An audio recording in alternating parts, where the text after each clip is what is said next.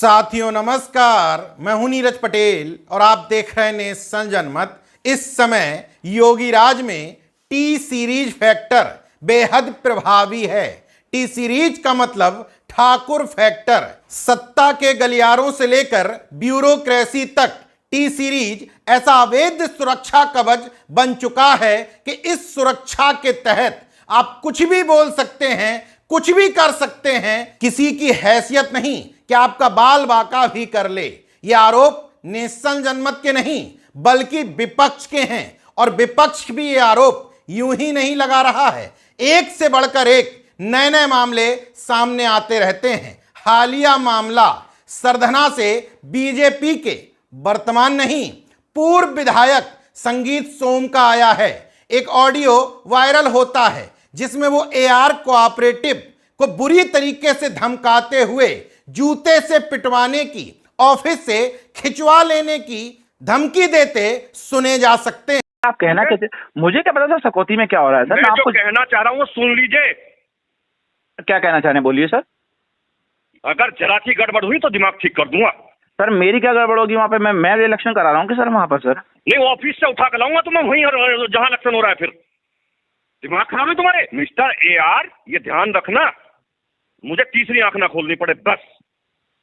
और तुम्हें पता है मेरे बारे में, मैं नहीं सुनता तो फिर कहीं नहीं सुनूंगा किसी की भी। तो सर क्या मेरे से क्या अपेक्षा है बताइए। समझा रहा हूँ, उतना समझ लीजिए। ठीक है सर, ठीक है सर। इस धमकी का ऑडियो वायरल होने के बाद संगीत सोम अखिल भारतीय क्षत्रिय महासभा के कार्यक्रम में पहुंचते हैं और खुलेआम मन से कहते हैं, हाँ मैंने ही धमकाया है, अभी तो कम धमकाया है, अगर सही से काम नहीं करेंगे तो पब्लिक के जूते से भी पिटवाऊंगा। दूसरा नेता होता क्या कहता, नहीं नहीं मेरा वीडियो ही नहीं है, वो मेरी आवाज ही नहीं है। मुझसे अभी पत्रकार बंधु पूछ रहे थे कि आपने धमकाया, मैंने कहा हाँ मैंने ही धमकाया। तो क्यों धमकाया? मैंने कहा कम धमकाया, कम धमकाया। अगर सही से काम नहीं करेंगे, कानून का पालन नहीं करेंगे तो पब्लिक के जूतों से भी पिटवाऊंगा। अभी तो ये काम नहीं होगा।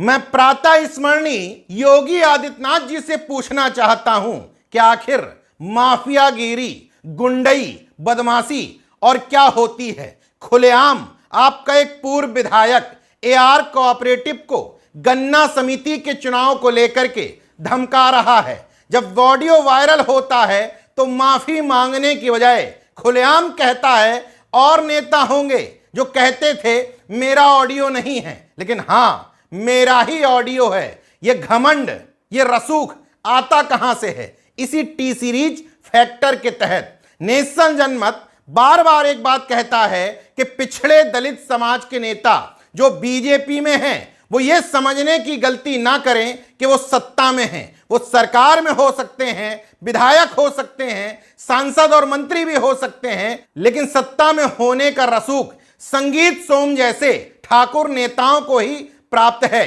अगर मेरी बात गलत है तो सोच करके देखिए, पिछड़े और दलित समाज के कितने ऐसे मंत्री हैं मौजूदा कैबिनेट में जिनको आप कद्दावर मानते हैं। वो इस हैसियत में बात कर लें, उसके बाद उसको स्वीकार भी कर लें। यहां संगीत सोम पूर्व विधायक हैं, फिर भी हैसियत देखिए, मानो संगीत सोम ये संदेश देने की कोशिश कर रहे हो कि भले ही मुख्यमंत्री कितने भी सख्त हों, लेकिन टी सीरीज के मामले में वो नरम पड़ ही जाते हैं। इस बात को कहने का एक और आधार है। आपको याद है योगी आदित्यनाथ जी का बयान जो एक पत्रकार को दिया था। पत्रकार ने पूछा आपके ऊपर ठाकुरवाद के आरोप लगते हैं, क्या आपको इस बात का दुख होता है?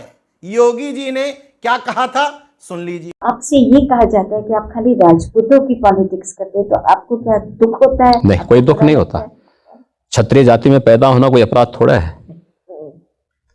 पर उसकी इस देश की एक ऐसी जाति है जिसमें भगवान भी जन्म लिए हैं और बार बार जन्म लिए हैं, तो अपनी जाति पर स्वाभिमान हर व्यक्ति को होना चाहिए। एक तो योगी जी को ठाकुरवादी होने के आरोपों पर कोई मलाल नहीं, दूसरा योगी जी मानते हैं कि भगवानों में भी जाति होती है। अब इसी से मिलता जुलता बयान संगीत सोम ने दिया है एक दो को छोड़ दें तो सभी भगवान छत्री मां की कोख से ही पैदा हुए हैं। इस बयान का क्या मतलब है? इसका मतलब वो अपनी जाति के ही सीनियर लीडर योगी आदित्यनाथ जी से ही शिक्षा लेकर के ये सब कुछ कह रहे हैं। मुख्यमंत्री जी कितने भी सख्त हों, लेकिन जाति के मामले में उनकी सख्ती नरम पड़ जाती है। संगीत सोम उसका बेहतर उदाहरण है। कोई और विधायक सांसद होता, हालांकि ये तो है नहीं, पूर्व हैं, फिर भी बुला करके डांटा डपटा नहीं गया, बल्कि छूट दी गई कि छत्री महासभा के मंच पर खड़े होकर के न सिर्फ जाति का बखान करो, बल्कि मेरी तरह तुम भी बयान दे दो कि हां, भगवानों की जातियां होती हैं और क्षत्रिय समाज में बहुत से भगवानों ने जन्म लिया है।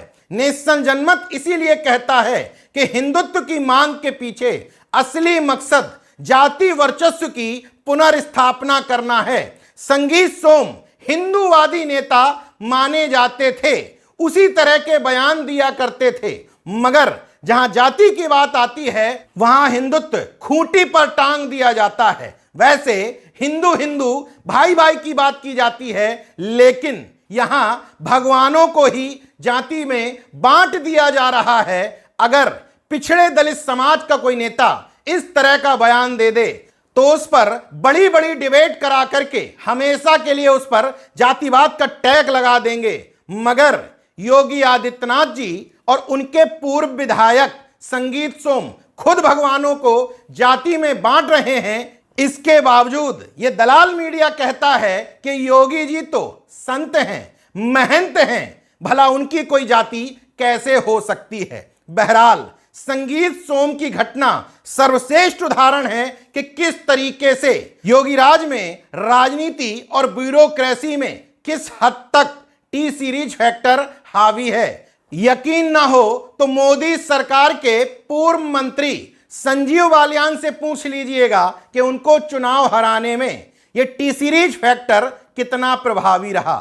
बाकी संगीत सोम पर कोई कार्रवाई करने की किसी की हिम्मत नहीं, ये नेशन जनमत बखूबी जानता है।